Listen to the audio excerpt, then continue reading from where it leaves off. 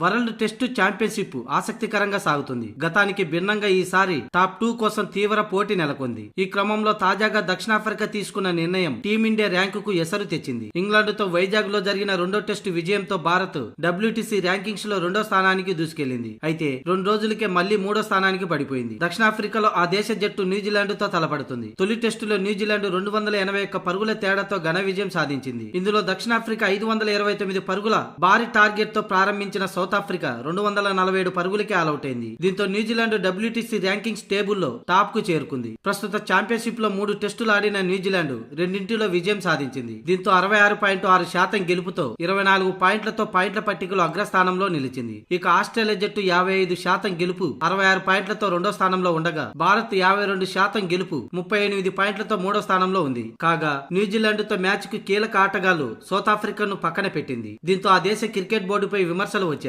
అందుకే న్యూజిలాండ్ గెలుస్తుంది. దేశవాళీ లీగ్ కారణంగా సౌత్ ఆఫ్రికా మెయిన్ ప్లేయర్లందరూ కూడా న్యూజిలాండ్ తో జరిగే టెస్టు సిరీస్ కు దూరంగా ఉన్నారు. సౌత్ ఆఫ్రికా తీసుకున్న ఈ నిర్ణయం కారణంగానే టీమిండియా ర్యాంకింగ్స్ పై ప్రభావం చూపుతుంది. ఫిబ్రవరి 13 నుంచి దక్షిణాఫ్రికా న్యూజిలాండ్ మధ్య 3వ టెస్టు జరగనుంది. ఈ మ్యాచ్ లో కూడా కివీస్ గెలిస్తే గెలుపు శాతం 75కు చేరుకుంటుంది. దీని ప్రకారం టీమిండియాతో పాటు ఆస్ట్రేలియా, ఇంగ్లాండ్ పైన ఎఫెక్ట్ పడుతుంది.